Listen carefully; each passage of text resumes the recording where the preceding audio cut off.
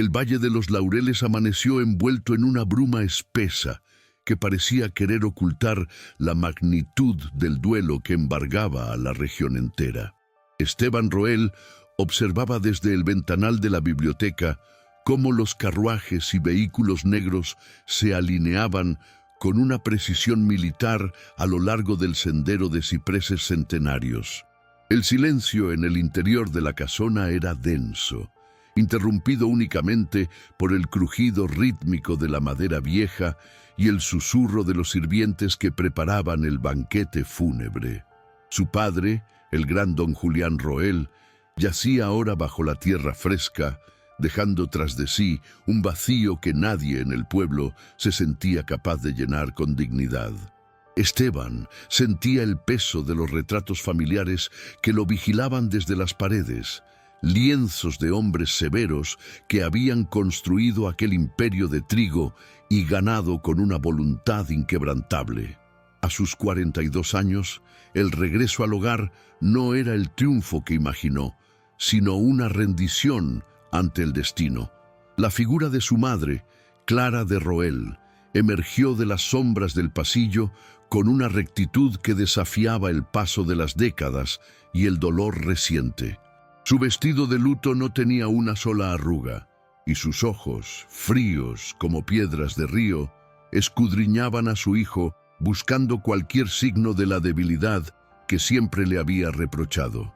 Ella representaba la columna vertebral de la hacienda, una mujer que entendía el poder no como un privilegio, sino como una estructura religiosa que debía ser preservada a cualquier costo moral. Esteban se sintió pequeño ante su presencia, como si todavía fuera el niño que buscaba aprobación en una casa donde el afecto se racionaba como el agua en tiempos de sequía.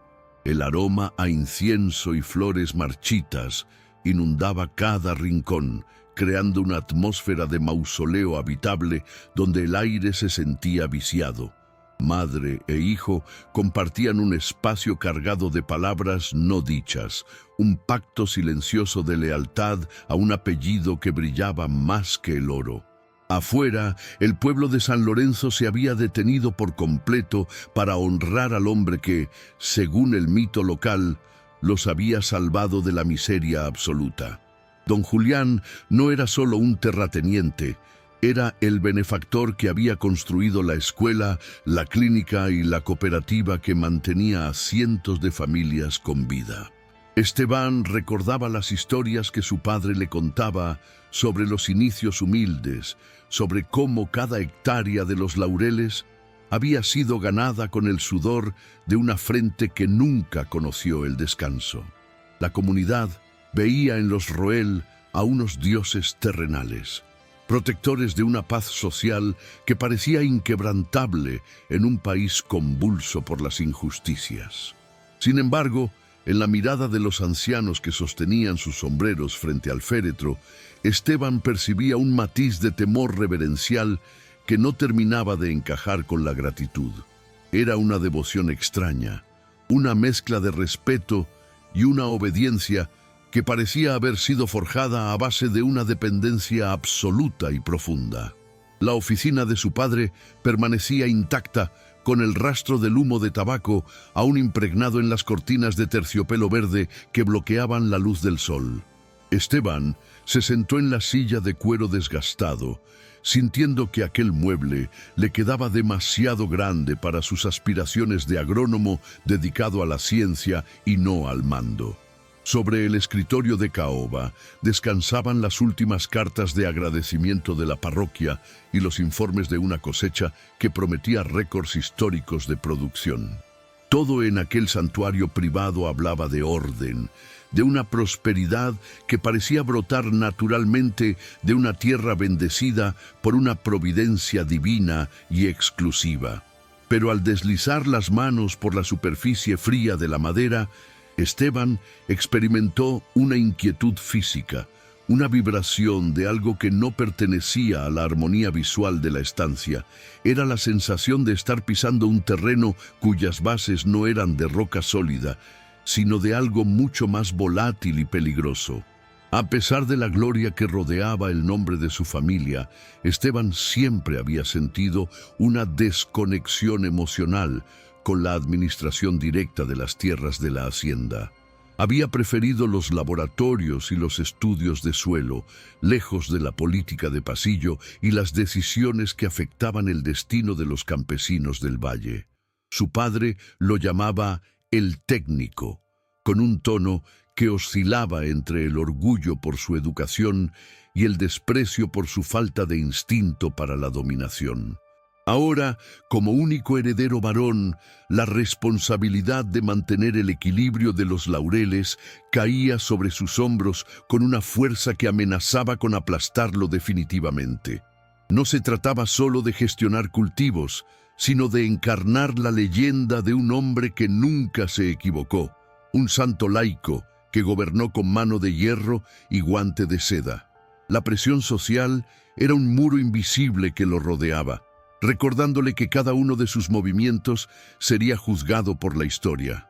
Durante la recepción posterior al entierro, el padre Anselmo se acercó a Esteban con una sonrisa que no lograba ocultar una sombra de ansiedad en sus ojos cansados. El sacerdote había sido el confesor de don Julián por 40 años, conociendo cada rincón de su alma y cada secreto que la familia guardaba bajo llave. Le habló de la importancia de la continuidad, de cómo la estabilidad del valle dependía de que él siguiera los pasos exactos de su progenitor sin desviarse del camino trazado. Esteban escuchó los elogios repetitivos y las advertencias veladas, sintiendo que todos en la sala estaban interpretando una obra de teatro cuyo guión ya conocían de memoria.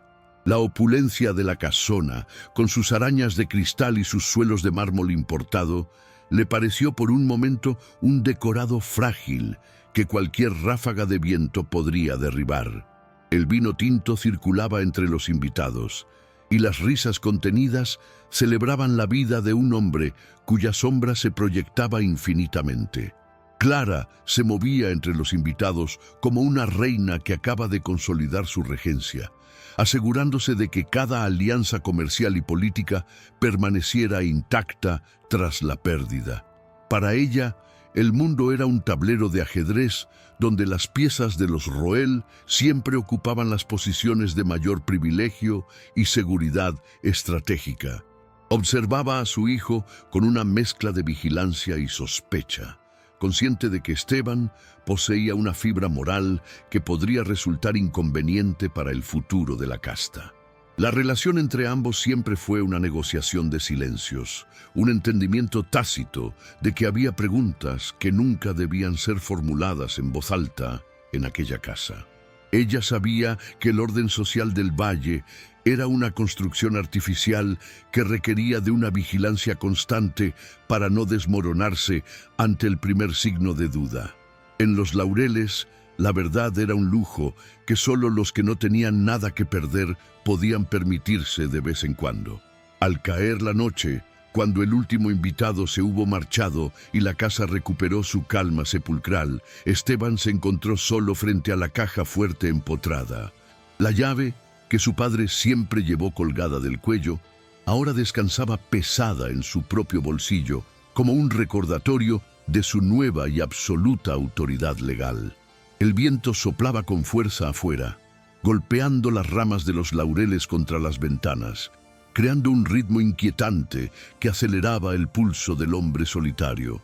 Se sentía como un intruso en su propia herencia, un profanador de la memoria de un hombre al que todos seguían llorando con una devoción casi mística. Con un temblor en las manos que no pudo controlar, introdujo la llave en la cerradura de metal frío, ignorando la voz interna que le advertía que el pasado es un monstruo silencioso. La puerta se abrió con un gemido metálico, revelando un interior lleno de documentos que pronto cambiarían el sentido de su existencia. ¿Sería capaz Esteban de sostener el peso de un apellido que escondía secretos bajo su brillo dorado? Dentro de la caja fuerte, el aire olía a papel viejo y a un encierro que se había prolongado durante décadas bajo el estricto control de don Julián. Esteban comenzó a extraer legajos atados con cordeles de cáñamo, esperando encontrar títulos de propiedad impecables y testamentos que confirmaran la rectitud de su linaje familiar. Sin embargo, tras las primeras carpetas de apariencia legal, sus dedos tropezaron con un falso fondo de madera que cedió ante una presión mínima y nerviosa. Allí, ocultos de la vista del mundo y de la propia justicia, reposaban unos planos amarillentos que no coincidían con los registros oficiales que él conocía desde niño. Eran mapas trazados a mano, con anotaciones al margen escritas con la caligrafía afilada y firme de su padre, detallando fronteras que devoraban las tierras comunales del pueblo. El descubrimiento fue como un golpe físico en el estómago, una náusea repentina que lo obligó a apoyarse en el escritorio para no caer al suelo frío. Cada mapa venía acompañado de cartas privadas y pagarés que contaban una historia de extorsión sistemática y amenazas veladas contra los antiguos propietarios de los valles.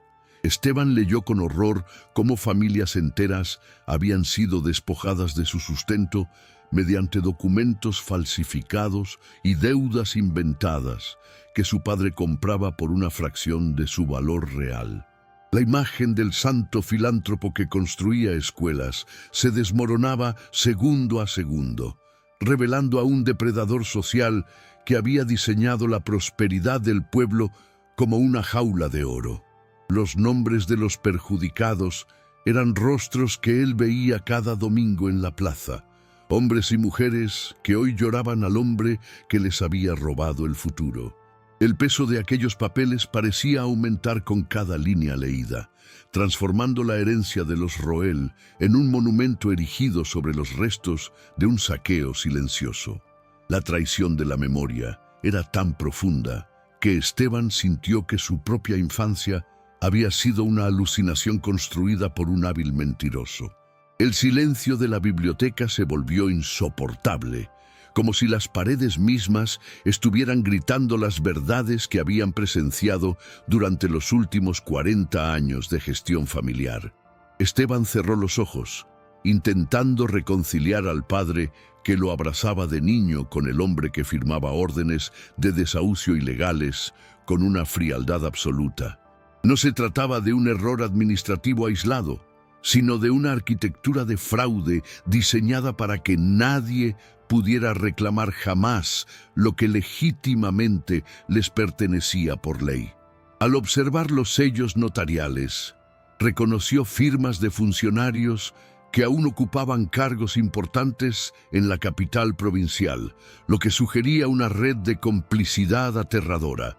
El imperio de los laureles no era el fruto de la agricultura inteligente, sino el resultado de una ingeniería criminal ejecutada con una elegancia social que nadie se atrevió a cuestionar. Esteban se sintió repentinamente como un cómplice involuntario, un heredero de cenizas y pecados que ahora quemaban entre sus manos temblorosas y sudorosas. Al amanecer, Esteban bajó al comedor con el rostro pálido y los ojos inyectados en sangre, encontrando a su madre desayunando con la misma serenidad imperturbable de siempre. Ella levantó la vista de su café y al ver la expresión de su hijo, supo de inmediato que el secreto mejor guardado de la familia había sido finalmente profanado. No hubo gritos ni negaciones dramáticas por parte de Clara. Simplemente dejó la taza sobre el plato de porcelana con un tintineo que sonó como una sentencia definitiva. Con una voz gélida le explicó que la moralidad era un concepto para aquellos que no tenían que alimentar a un valle entero ni sostener una economía regional. Le recordó que sin esa expansión necesaria, San Lorenzo seguiría siendo un paraje olvidado por Dios, sumido en el hambre y en la falta de oportunidades básicas. Para ella, el robo no era un crimen, sino un acto de gestión visionaria que había traído un orden superior a una tierra que antes era un caos improductivo. Esteban intentó argumentar sobre la justicia y el derecho de los campesinos, pero sus palabras sonaban vacías frente a la convicción pragmática y despiadada de la mujer que lo crió. Clara se puso en pie, acercándose a él, hasta que pudo sentir el aroma a lavanda que siempre la acompañaba, y le advirtió sobre las consecuencias de la honestidad. Si la verdad salía a la luz, no solo caería el nombre de los Roel, sino que la cooperativa quebraría y el pueblo entero se hundiría en la ruina legal y financiera. El dilema que le planteaba era cruel: ser un hombre justo y destruir el bienestar de miles de inocentes, o ser un mentiroso y preservar la paz social. Esteban vio en los ojos de su madre una determinación que rozaba la locura, una lealtad a la estructura por encima de cualquier consideración humana o ética. Se dio cuenta de que ella no solo conocía los crímenes de su padre, sino que probablemente había sido la mente maestra detrás de muchos de ellos. La tensión entre ambos se convirtió en un muro de granito que dividía la casa en dos bandos invisibles, donde los sirvientes se movían con una cautela animal ante el peligro. Esteban decidió salir a caminar por los límites de la propiedad, observando la cerca perimetral que ahora le parecía una cicatriz infectada sobre la piel de la tierra fértil. Cada poste de madera y cada hilo de alambre de espino representaban una mentira que él ahora estaba obligado a sostener con su propio silencio administrativo. Se encontró con algunos trabajadores que lo saludaron con el sombrero en la mano, mostrándole un respeto que le provocó un escalofrío de culpabilidad en la columna vertebral. ¿Cómo podía mirarlos a la cara, sabiendo que vivían en tierras que les pertenecían a sus abuelos y que les fueron arrebatadas con una pluma cargada de veneno? El paisaje, antes hermoso y relajante, se había transformado en un escenario de crimen a cielo abierto, donde el trigo se mecía con la brisa de la ignominia. El padre Anselmo lo interceptó cerca de la vieja capilla de piedra, como si hubiera estado esperando el momento exacto en que la conciencia de Esteban empezara a quebrarse. El sacerdote no fingió sorpresa cuando Esteban le confrontó con los hallazgos de la caja fuerte, limitándose a suspirar con una tristeza que parecía pesarle más que sus propios ornamentos litúrgicos. Anselmo le habló de la paz de los cementerios y de cómo a veces es preferible cargar con una culpa privada antes que desatar una tormenta de odio que nadie podrá controlar. Le sugirió que la mejor forma de reparar el daño era seguir siendo el buen patrón que su padre aparentaba ser, usando la fortuna para el bien común. Esteban escuchó la justificación teológica del engaño, sintiendo que la corrupción no solo habitaba en los libros contables, sino que había infectado incluso el alma espiritual de la comunidad. Se encontraba solo en un valle donde todos preferían vivir en una ficción cómoda antes que enfrentar la cruda y dolorosa realidad. Al regresar a la casona, Esteban encontró a un grupo de abogados locales esperando en la sala de estar, hombres que habían servido a su padre durante décadas con una lealtad comprada. Ellos le presentaron documentos para la expansión definitiva de los linderos, una maniobra legal que terminaría de asfixiar a las pocas parcelas independientes que quedaban en el norte del valle. Esteban miró los papeles y luego a su madre, que lo observaba desde la escalera con una expectación que no admitía réplicas ni dudas de último momento. Sabía que firmar significaba sellar su destino como el heredero de la infamia, convirtiéndose oficialmente en el carcelero de la verdad que acababa de descubrir. El silencio en la sala era tan absoluto que se podía escuchar el tic-tac del reloj de pared, marcando los segundos de una decisión que cambiaría el rumbo de su vida. La presión del grupo, la mirada de su madre y el peso de la tradición convergieron en un solo punto de máxima y asfixiante tensión dramática. ¿Es el bienestar de muchos una razón suficiente para enterrar la justicia de unos pocos? ¿Será que Esteban acepte el legado de sombras o decida encender una hoguera que lo consuma todo. Esteban soltó la pluma con un gesto que mezclaba el asco y una determinación que no sabía que poseía, dejando que la tinta negra manchara el borde del mantel de lino. La negativa a afirmar la expansión de los laureles cayó como una losa de concreto en medio de la sala, provocando un susurro de incredulidad entre los abogados presentes. Su madre, Clara, no se movió, pero sus ojos se entrecerraron hasta convertirse en dos rendijas de acero que prometían una represalia tan silenciosa como efectiva. Por primera vez en su vida, Esteban no bajó la mirada, sosteniendo el desafío visual frente a la mujer que había regido su existencia con una autoridad incuestionable. Este pequeño triunfo inicial le otorgó una descarga de adrenalina que aclaró su mente, dándole la fuerza necesaria para ordenar a los presentes que se retiraran de inmediato de la propiedad familiar. Los hombres de leyes recogieron sus maletines con manos temblorosas, lanzando miradas furtivas hacia la matrona de los Roel antes de abandonar la estancia en un silencio sepulcral. Al quedarse solo con su madre, el aire pareció cargarse de una electricidad estática que hacía que el vello de los brazos se erizara de forma instintiva. Clara rompió el silencio con una risa seca, carente de cualquier rastro de alegría, y le advirtió que su rebeldía no era más que un capricho infantil que el valle no podía permitirse. Sin embargo, Esteban ya no escuchaba las amenazas. Se dirigió a la caja fuerte y tomó los planos originales, decidido a realizar su primera inspección de campo fuera de los límites permitidos. Salió de la casona ignorando los llamados de los criados y montó su caballo, galopando hacia la zona norte donde la tierra cambiaba de color y de historia.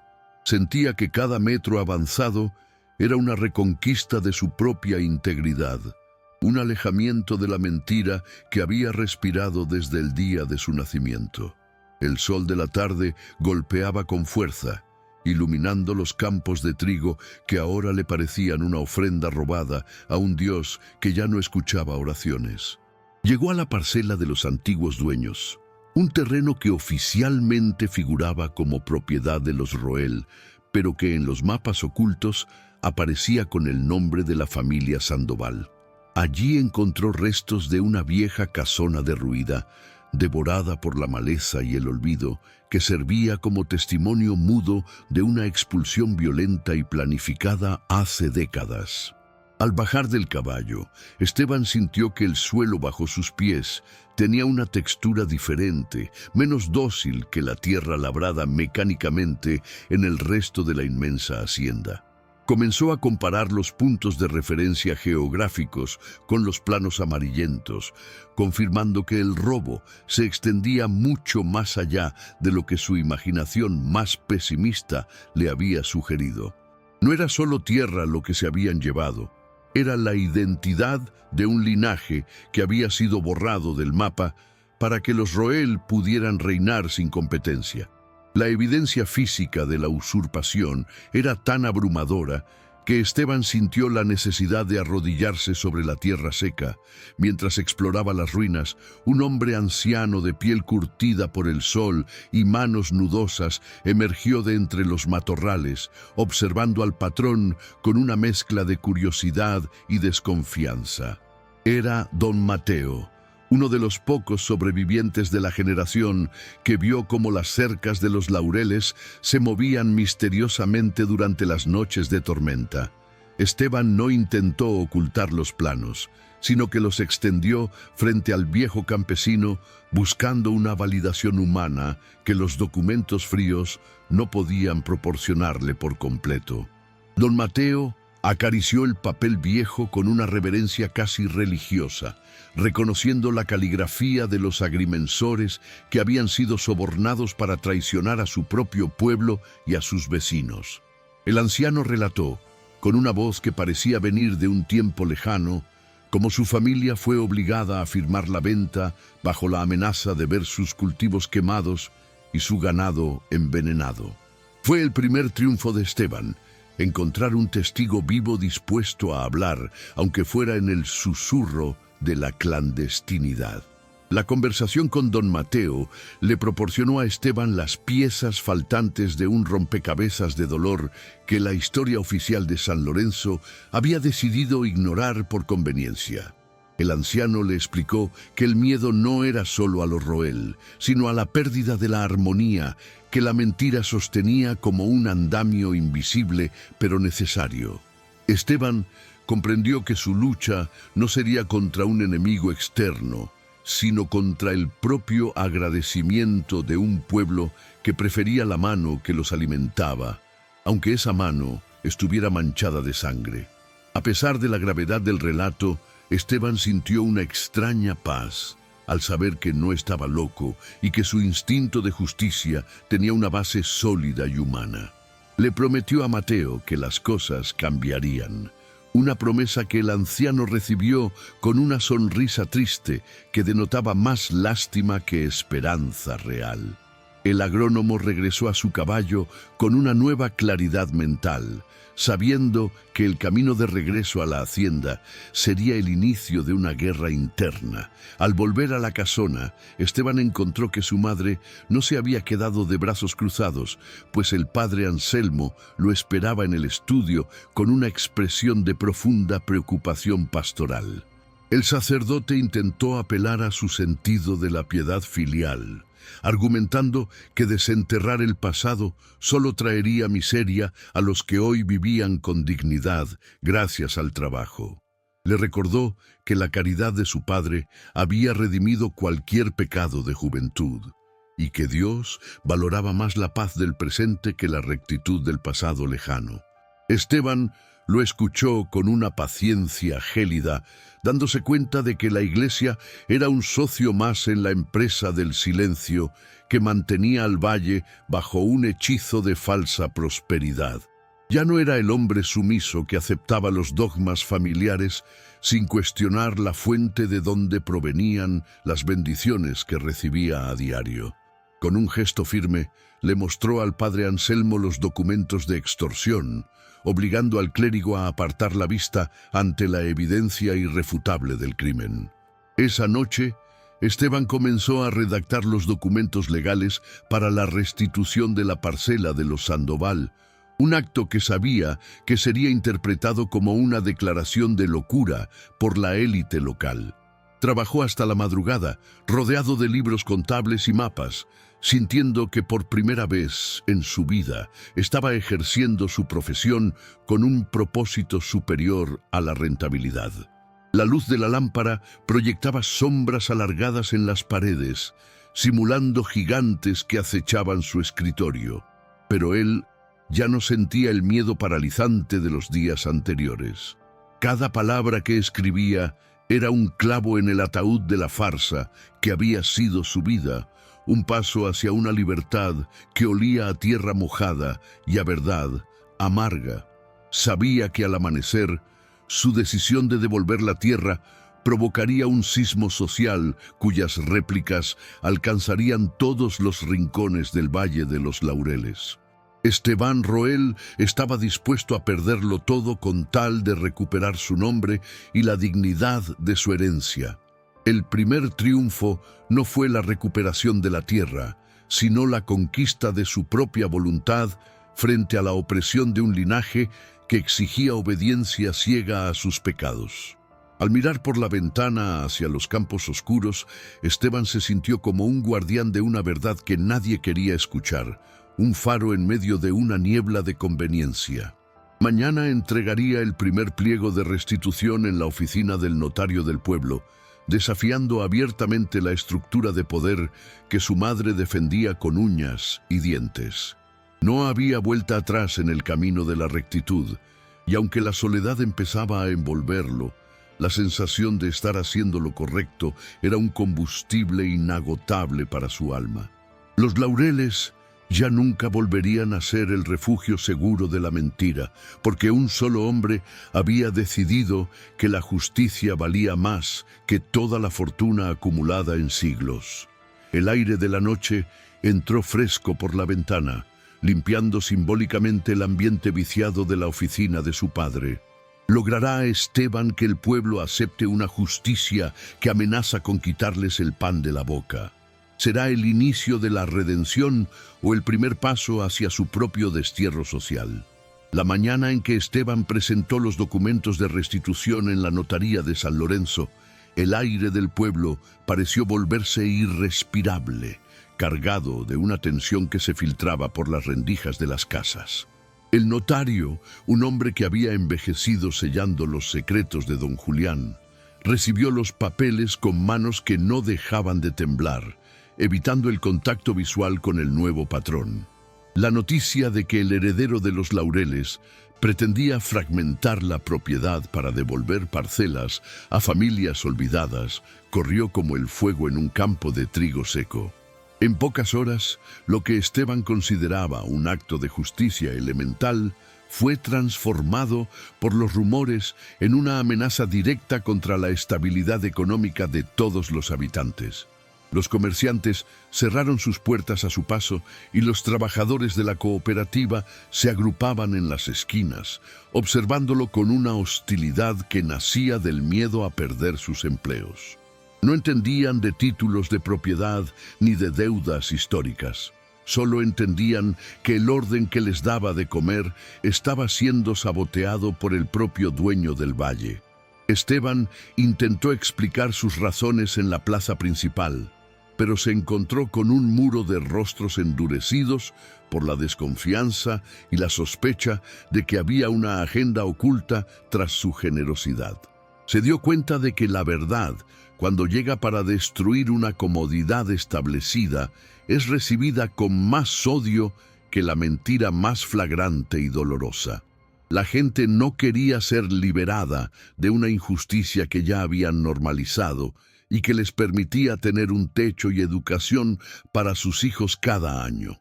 Para ellos, Esteban no era un héroe, sino un hombre privilegiado que jugaba a la moralidad a costa de la seguridad de las familias que dependían de la hacienda. Cada intento de diálogo terminaba en un silencio tenso, una brecha emocional que se ensanchaba con cada palabra que pronunciaba sobre la ética y la reparación del daño. El peso de la soledad comenzó a asfixiarlo, sintiendo que el apellido Roel era ahora una marca de Caín que lo aislaba de la comunidad que deseaba proteger. En la casona, el ambiente se volvió gélido, con Clara moviendo los hilos de la resistencia social desde la sombra de su sala de estar con una maestría aterradora. Ella se encargaba de recordar a los líderes del pueblo que la prosperidad de los Laureles dependía de su integridad territorial y que cualquier división sería el fin de la cooperativa. Los suministros a la casa comenzaron a fallar, y los sirvientes que antes lo atendían con esmero ahora evitaban cruzarse con él en los pasillos de la inmensa propiedad. Esteban descubrió que su madre había cortado el acceso a las cuentas bancarias de la familia, dejándolo en una situación de vulnerabilidad financiera que no había previsto en su idealismo.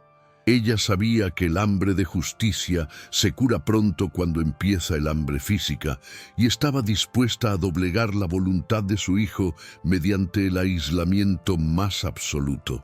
La guerra de nervios había comenzado, y Esteban se encontraba atrapado en una jaula de mármol sin más aliados que un montón de papeles viejos y amarillentos. Una noche, mientras revisaba los diarios de su padre, para entender el origen exacto de la primera usurpación, Esteban encontró una entrada que le heló la sangre por completo. No fue su padre quien inició el despojo, sino su abuelo, y don Julián solo había perfeccionado el sistema de ocultamiento para que la fortuna creciera sin sospechas legales. La mentira era una herencia genética, una tradición que se pasaba de generación en generación como un secreto de Estado que garantizaba la supervivencia del clan. Al leer los detalles de cómo se sobornó a jueces y se intimidó a testigos, Esteban sintió una repulsión física hacia la sangre que corría por sus propias venas en ese momento. Se dio cuenta de que toda su educación, su ropa y su estatus eran el producto directo de una maquinaria criminal que nunca tuvo un solo momento de arrepentimiento. El vacío existencial se abrió bajo sus pies, dejándolo suspendido en una realidad donde nada de lo que creía poseer era legítimo o noble. Esteban decidió buscar a la familia Sandoval, los descendientes directos de los dueños originales de la parcela norte, para entregarles personalmente las pruebas de la propiedad robada años atrás. Los encontró viviendo en un suburbio empobrecido de la ciudad vecina, en una casa de madera que contrastaba violentamente con la opulencia de la casona de los Laureles. Al presentarse, el joven Sandoval, un hombre de su misma edad, lo recibió con una amargura que no se disipó ni siquiera cuando Esteban le mostró los planos originales de su abuelo. Para ellos, el daño ya estaba hecho.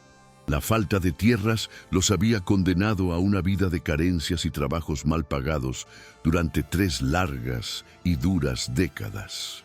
El documento que Esteban les ofrecía no podía devolverles el tiempo perdido, ni la salud de los ancianos que murieron esperando una justicia que nunca llegó a tiempo. La entrega de los papeles no fue un momento de alegría, sino una ceremonia fúnebre donde la culpa de uno se encontraba con el resentimiento acumulado del otro. Al regresar al pueblo, Esteban fue interceptado por un grupo de trabajadores de la hacienda que, liderados por el capataz, le exigieron que detuviera sus planes de restitución de inmediato. El tono no era de ruego, sino de exigencia violenta, recordándole que el bienestar de 800 familias estaba en juego por lo que ellos llamaban sus delirios de culpa. Esteban vio en sus ojos el reflejo de la manipulación de su madre, que les había convencido de que la justicia para unos pocos significaba la ruina absoluta para la gran mayoría.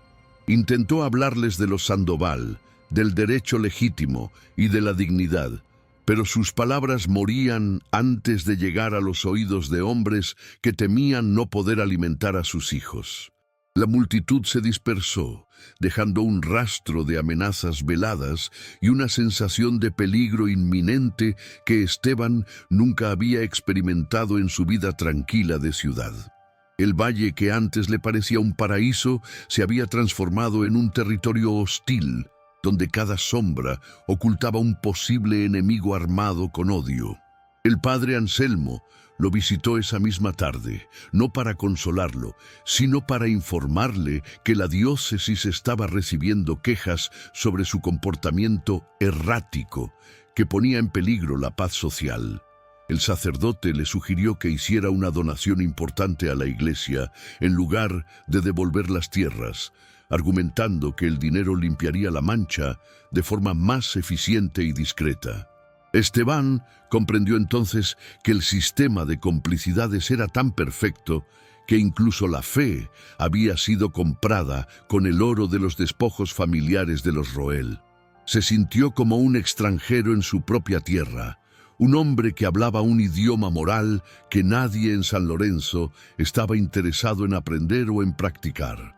La soledad se volvió una presencia física en la gran biblioteca, un frío que ninguna chimenea podía mitigar mientras los retratos de sus ancestros parecían burlarse de su ingenuidad.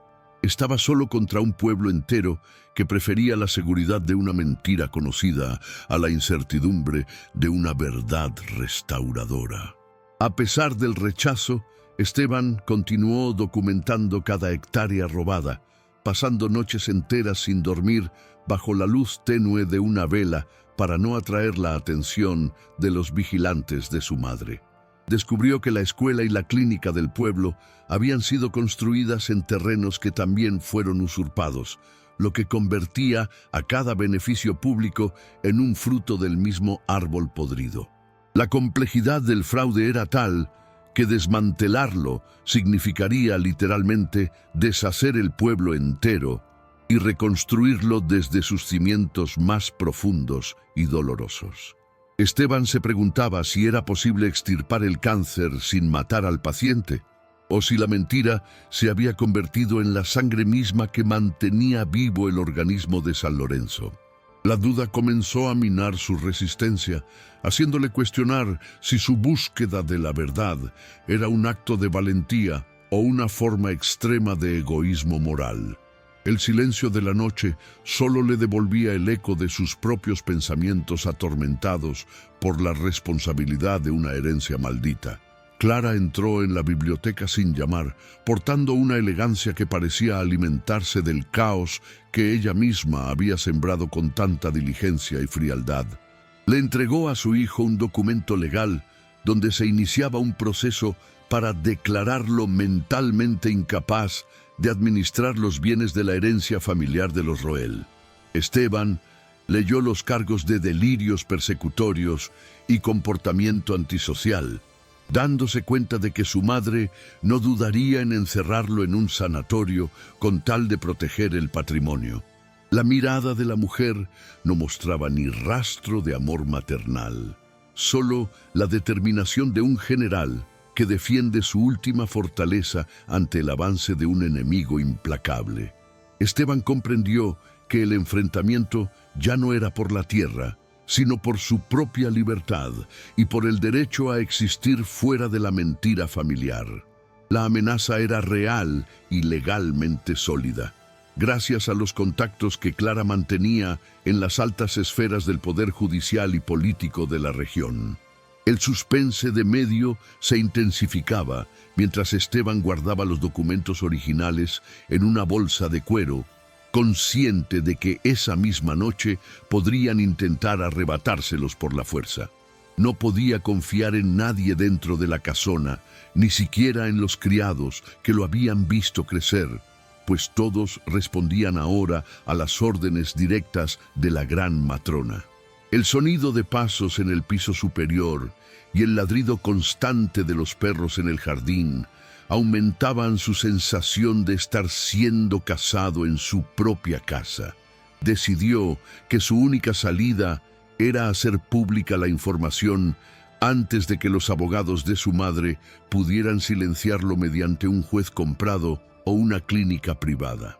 Pero ¿quién en el valle aceptaría publicar la verdad si todos los periódicos locales recibían generosas donaciones de la fundación de su padre fallecido? El círculo se cerraba sobre él, y cada salida parecía estar bloqueada por un muro de conveniencia económica y miedo social. La lluvia comenzó a caer con una violencia tropical, golpeando los cristales de la oficina como si quisiera entrar para lavar los pecados acumulados en aquel despacho de madera. Esteban miró el retrato de su padre, buscando algún rastro de humanidad en aquellos ojos pintados que ahora le parecían los de un extraño frío y calculador. Recordó los días de pesca en el río y las caminatas por el bosque, preguntándose cuánto de ese afecto era real y cuánto era parte de la máscara social. La traición de un padre es una herida que nunca cicatriza del todo, pues redefine el pasado y anula la seguridad de los recuerdos más queridos de la infancia. Esteban se sintió huérfano por segunda vez, pero esta vez la pérdida no era física, sino una orfandad del alma que lo dejaba sin raíces y sin identidad. La tormenta afuera reflejaba el torbellino interno de un hombre que había decidido ser el fin de una estirpe de mentirosos y saqueadores. En medio de la noche, un golpe suave en la puerta lateral de la biblioteca lo sacó de su letargo, revelando la figura empapada de don Mateo, el anciano de la parcela norte. El hombre venía a advertirle que un grupo de exaltados del pueblo planeaba quemar los archivos de la hacienda esa misma noche para borrar cualquier prueba de la usurpación. La gente temía que si los Sandoval recuperaban su tierra, el resto de las familias que vivían en parcelas dudosas serían las siguientes en ser desalojadas por la ley. La ironía era cruel. Las víctimas originales y los beneficiarios actuales se unían para proteger el crimen del patriarca en aras de una supuesta estabilidad comunal.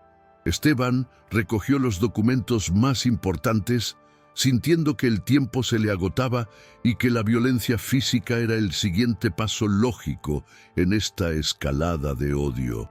El anciano le ofreció refugio en su humilde choza, un gesto de lealtad que Esteban aceptó con una gratitud que casi lo hace estallar en lágrimas.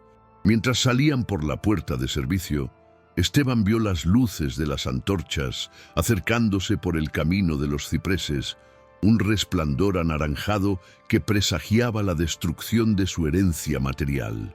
Podía escuchar los gritos de traidor mezclados con el sonido de la lluvia, una turba alimentada por el miedo y dirigida por la voluntad invisible de su propia madre desde el balcón. Clara observaba la escena con una calma imperial, sabiendo que el fuego destruiría las pruebas y al mismo tiempo consolidaría su poder sobre un pueblo que ahora le debía su silencio. Esteban se hundió en la oscuridad del bosque, cargando con el peso de la verdad en una bolsa de cuero que se sentía más pesada que todo el oro del mundo. La casona de los laureles, el símbolo del orgullo de los Roel, comenzaba a arder en sus dependencias traseras bajo la mirada impasible de quienes ella decía proteger. El sacrificio de la historia era el precio que el pueblo estaba dispuesto a pagar para no tener que enfrentar su propia complicidad moral. Desde la colina, Esteban vio cómo las llamas devoraban la oficina de su padre, ese santuario de secretos donde se gestaron tantas injusticias bajo la apariencia de un orden civilizado y justo. El fuego no solo destruía papeles, sino que borraba la posibilidad de una reconciliación fácil entre el pasado criminal de la familia y el futuro del Valle de San Lorenzo. Sintió un alivio extraño al ver el resplandor, como si el incendio fuera un acto de purificación necesario para que algo nuevo pudiera nacer de entre las cenizas del engaño. Sin embargo, sabía que la destrucción física de las pruebas no eliminaba la responsabilidad ética que él llevaba grabada en la conciencia como una marca de fuego. La verdad ahora solo existía en su memoria y en los pocos documentos que había logrado rescatar antes de que la turba irrumpiera en la casona señorial. Se dio cuenta de que la justicia no es un evento, sino un proceso doloroso que a menudo requiere la destrucción total de lo que uno más ama. ¿Podrá la verdad sobrevivir cuando los que deberían defenderla son los primeros en querer quemarla? La revelación central está a punto de emerger. Esteban descubrirá el papel exacto de su madre en la muerte de quienes intentaron hablar antes que él. La lluvia no cesaba, transformando los caminos de tierra en trampas de lodo que dificultaban el avance de Esteban y don Mateo hacia las profundidades del bosque. Desde la seguridad de la maleza, Esteban observaba el resplandor naranja que devoraba el ala este de la casona, sintiendo una mezcla de desolación y una libertad amarga que le oprimía el pecho. La turba, azuzada por un miedo irracional a la pobreza, celebraba la destrucción de los archivos como si estuvieran quemando al demonio mismo en una pira purificadora. El protagonista comprendió en ese instante que su madre no solo había manipulado sus miedos económicos, sino que había convertido su propia ignorancia en un arma de guerra civil. No eran criminales natos. Eran hombres y mujeres asustados que preferían el cobijo de una mentira sangrienta antes que la intemperie de una verdad que los obligara a empezar de cero. La estructura de poder de los Roel no se basaba en el dinero, sino en la creación de una dependencia emocional y material que anulaba cualquier rastro de criterio propio. Al llegar a la cabaña de don Mateo, un refugio de tablas crujientes y olor a humo de leña, Esteban extendió los documentos rescatados sobre una mesa de madera rústica. Entre los papeles que logró salvar del fuego, encontró un diario personal de su madre, un cuaderno de cuero negro que ella siempre mantenía bajo llave en su costurero. Al abrirlo, la caligrafía elegante de Clara revelaba una frialdad que superaba con creces la ambición de don Julián, detallando conspiraciones que Esteban nunca habría imaginado. El diario no solo hablaba de tierras, sino de personas que desaparecieron del valle tras intentar denunciar las irregularidades ante las autoridades de la capital hace 20 años. Esteban leyó con horror cómo su madre había coordinado los accidentes y los silencios comprados, siendo ella el verdadero motor de la oscuridad que sostenía el imperio. La revelación fue un terremoto que terminó por demoler los últimos restos de afecto filial que aún sobrevivían en su corazón herido y cansado. Descubrió que un antiguo agrimensor que había intentado revelar la verdad en la década de los 90 fue hallado muerto en el río bajo circunstancias que el pueblo aceptó como un accidente por embriaguez. En el diario, Clara anotaba con precisión quirúrgica el pago realizado al forense y al comisario de aquel entonces para cerrar el caso sin una investigación profunda. Esteban sintió que el aire de la cabaña se volvía denso, como si los fantasmas de aquellos hombres silenciados estuvieran presentes, exigiendo una justicia que el tiempo parecía haber borrado. No se enfrentaba simplemente a una mala administración o a un robo de tierras, sino a una estirpe de asesinos que habían pavimentado su camino con la vida de los inocentes. La imagen de su madre, sentada en la sala con su té y su rosario, se transformó en su mente en la de un monstruo capaz de cualquier atrocidad por el linaje. La traición era absoluta, una mancha que se extendía desde la raíz misma de su nacimiento hasta el presente más inmediato. Don Mateo lo observaba desde la sombra, sus ojos cansados reflejando una sabiduría dolorosa que solo da la supervivencia en un entorno donde la verdad es una sentencia de muerte.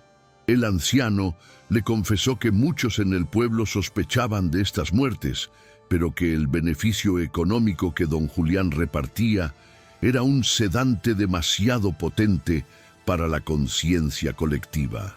Esteban se dio cuenta de que el valle entero era un organismo enfermo que se alimentaba de su propia podredumbre, una sociedad construida sobre el pacto de no mirar jamás hacia atrás. La complicidad no era solo de su familia, sino de cada habitante que aceptó una beca, una casa o un crédito a cambio de ignorar el rastro de injusticia que los rodeaba. El agrónomo se sintió asqueado de su propia educación académica, financiada con la sangre y el sudor de aquellos que su madre había decidido eliminar del tablero social. Cada recuerdo de su juventud, cada viaje al extranjero y cada privilegio se sentía ahora como un robo directo al alma de San Lorenzo. La escalada del conflicto alcanzó un punto crítico cuando Esteban decidió que no podía quedarse escondido mientras la mentira se consolidaba entre las cenizas de la biblioteca familiar. Sabía que Clara lo buscaría para silenciarlo, utilizando la influencia legal que aún poseía para declararlo loco o criminal antes de que pudiera hablar con la prensa nacional. Tomó la decisión de viajar a la capital esa misma noche, llevando consigo el diario de su madre y los mapas originales de la parcela de los Sandoval como pruebas irrefutables. Sin embargo, al salir de la cabaña, se encontró con que los caminos principales estaban bloqueados por hombres de la hacienda que portaban linternas y escopetas de caza. La cacería humana había comenzado y Esteban era la pieza más valiosa de una partida de caza donde el honor de la familia Roel se jugaba en cada disparo. El bosque, antes un lugar de juegos infantiles, se convirtió en un laberinto de sombras, donde la muerte acechaba tras cada tronco de laurel.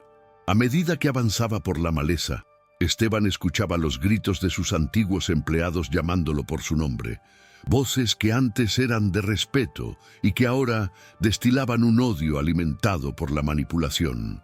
Se sentía como un extranjero en su propio cuerpo, un hombre despojado de su pasado y perseguido por aquellos a quienes alguna vez consideró parte de su responsabilidad paternalista. La lluvia le empapaba la ropa, pesando sobre él como el juicio de un valle que se negaba a ser salvado de su propia corrupción moral y económica. En un momento de silencio, pudo escuchar el motor de un vehículo acercándose por un sendero secundario, obligándolo a lanzarse al barro para evitar ser detectado por las luces potentes. El corazón le latía con una fuerza que le ensordecía, recordándole que su vida dependía ahora de su capacidad para ser más astuto que los asesinos que su madre dirigía. La desesperación comenzó a flaquear su voluntad, pero el recuerdo de la mirada de don Mateo le devolvía la fuerza necesaria para seguir adelante. En la oscuridad, tropezó con una de las viejas cercas que él mismo había criticado días antes. El alambre de espino desgarrando su brazo en un recordatorio físico de la frontera de la mentira. Ese pequeño dolor actuó como un ancla de realidad, recordándole que cada sacrificio valía la pena si lograba que el diario de Clara llegara a manos de la justicia federal. No era solo por la tierra, era por la memoria de los muertos que no tenían a nadie que hablara por ellos en un sistema judicial comprado por los Roel. Esteban se arrastró por el suelo mojado, ignorando el frío que calaba sus huesos, movido por una rabia santa que reemplazaba el miedo que lo había paralizado al inicio de la noche. La transformación del agrónomo técnico en un hombre de acción moral estaba completa, forjada en el fuego de la traición y en el barro de la persecución familiar. Ya no quedaba nada del heredero refinado. Solo quedaba un hombre con una bolsa de cuero y una verdad que pesaba más que la vida misma. El amanecer comenzó a teñir el cielo de un gris metálico cuando Esteban alcanzó la carretera principal, lejos de los límites de los Laureles y de la vigilancia inmediata de los secuaces de su madre. Sus ropas estaban hechas jirones y su rostro cubierto de lodo y sangre, pero sus ojos brillaban con una determinación que nunca antes había poseído en su existencia acomodada. A lo lejos, vio las luces de un camión de transporte que se dirigía hacia la capital y supo que esa era su única oportunidad de escapar del círculo de influencia de San Lorenzo. Subió a la plataforma del vehículo sin que el conductor lo notara, ocultándose entre sacos de grano que irónicamente habían sido cosechados en las tierras robadas de su propia familia.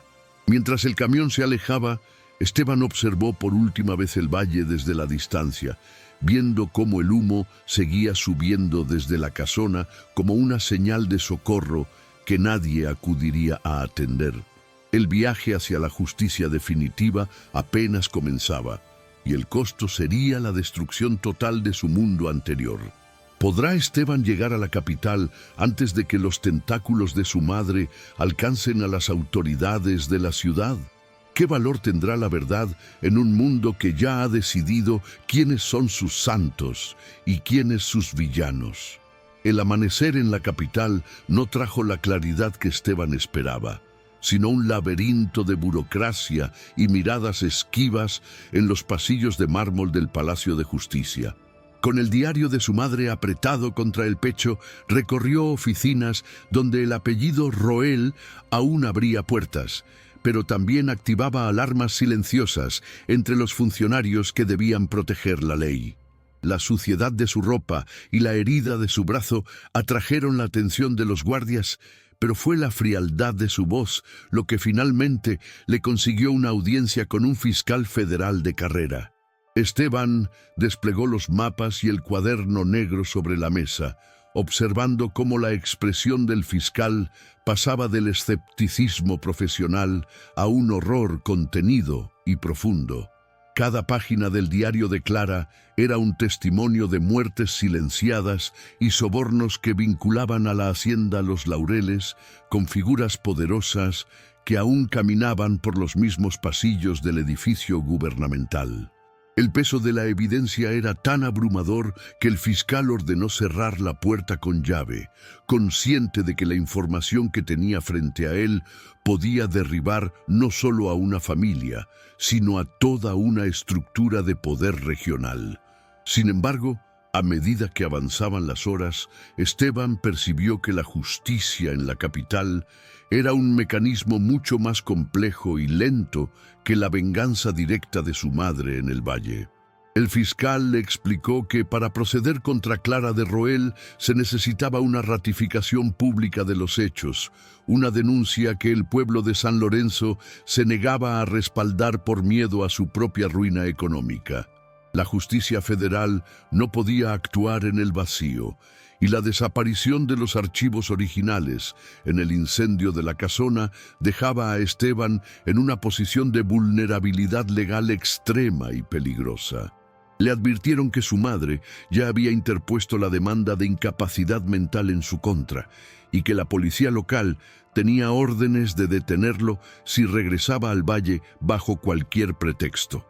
Esteban se sintió atrapado entre dos mundos, uno que lo perseguía por querer decir la verdad y otro que lo ignoraba por la inconveniencia de su honestidad radical. El sistema parecía estar diseñado para absorber la verdad y diluirla en un mar de tecnicismos que favorecían siempre al perpetrador del crimen original. Decidido a no dejarse silenciar, Esteban contactó a los Sandoval para que viajaran a la capital y testificaran sobre el despojo, pero la respuesta que recibió fue un silencio cargado de una amargura que le rompió el alma. La familia Sandoval, tras décadas de miseria, había aceptado un pago generoso por parte de los abogados de Clara a cambio de su silencio definitivo y la entrega de los documentos que Esteban les había devuelto. La traición de las víctimas fue el golpe final para su idealismo. Comprendió que el dinero de los Roel podía comprar no solo el poder, sino también la dignidad de quienes habían sido pisoteados por ellos. Su madre había ganado de nuevo, utilizando la misma herramienta que don Julián perfeccionó: la necesidad básica de las personas como moneda de cambio para la impunidad familiar. Esteban se quedó solo en la gran ciudad, con un diario que ahora parecía el guión de una tragedia que nadie más estaba interesado en representar o en dirigir. La soledad se volvió absoluta, una habitación vacía donde sus palabras solo encontraban el eco de su propia decepción moral y existencial. La noche previa al desenlace, Esteban regresó a San Lorenzo de forma clandestina, movido por una necesidad visceral de enfrentar a su madre en el epicentro de su poder y de su mentira. El pueblo estaba extrañamente silencioso, con la casona en ruinas proyectando una sombra grotesca sobre los campos de trigo que seguían creciendo, ajenos a la miseria humana de sus dueños. Se infiltró en la propiedad por el mismo sendero de los laureles, encontrando a Clara sentada en el jardín intacto, rodeada de velas y con la misma calma con la que se toma el té de la tarde.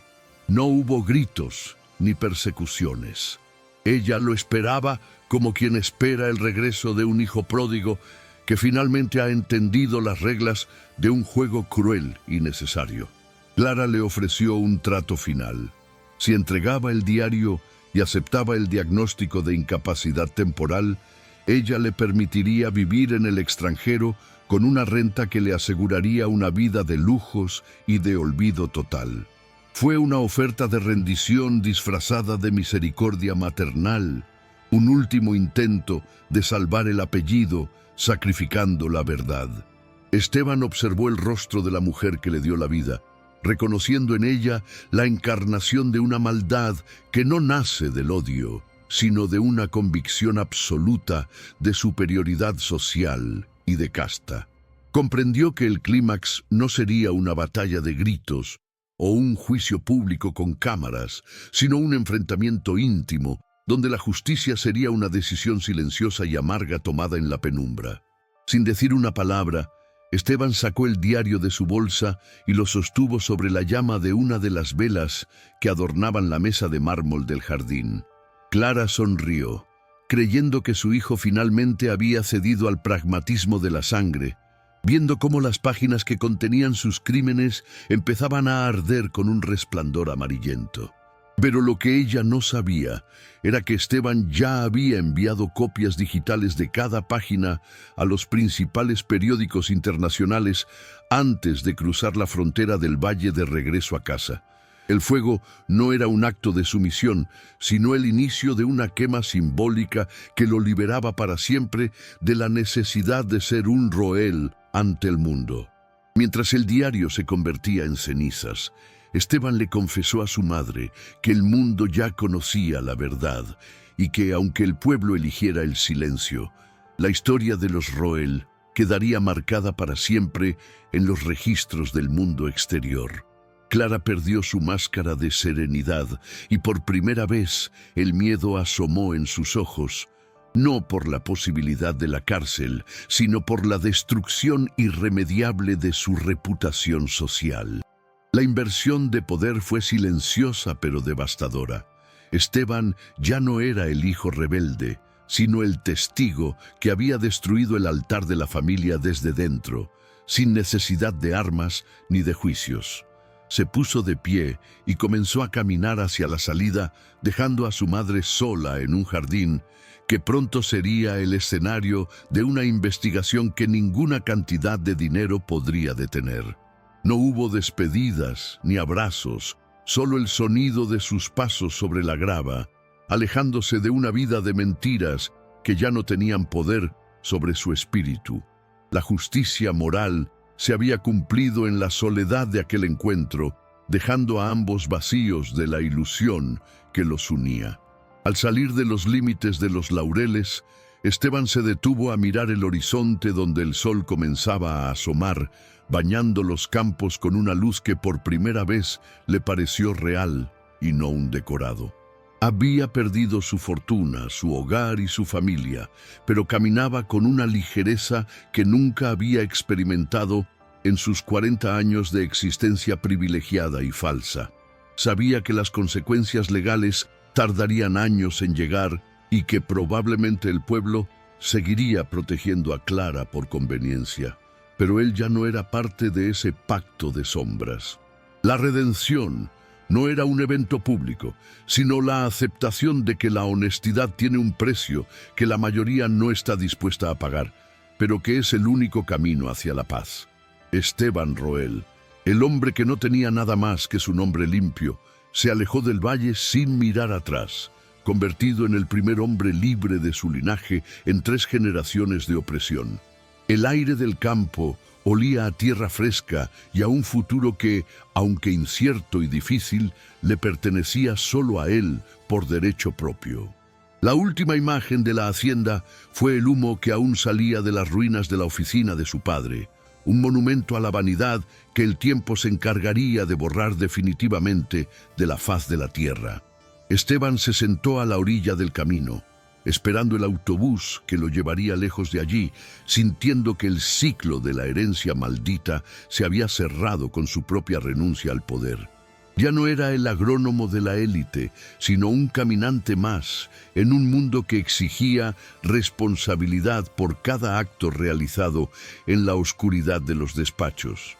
La historia de los laureles terminaría siendo un cuento de advertencia sobre la fragilidad de las mentiras. Una lección que él había aprendido con el dolor de su propia carne y de su propia alma. El ruido del motor del autobús se escuchó a lo lejos, anunciando el inicio de una nueva vida donde la verdad no sería un peso, sino el suelo firme sobre el cual construiría su verdadera identidad. La decisión silenciosa de quemar el diario frente a su madre había sido su clímax personal, su triunfo definitivo sobre el miedo. ¿Logrará el mundo exterior imponer la justicia que el pueblo de San Lorenzo se niega a reconocer? El epílogo de la historia encontró a Esteban viviendo en un pequeño pueblo costero, lejos de las montañas y de los campos de trigo que alguna vez definieron su mundo y su tragedia. Trabajaba como consultor para cooperativas de pescadores pobres, utilizando su conocimiento técnico para ayudar a quienes realmente necesitaban una guía honesta y sin segundas intenciones de poder.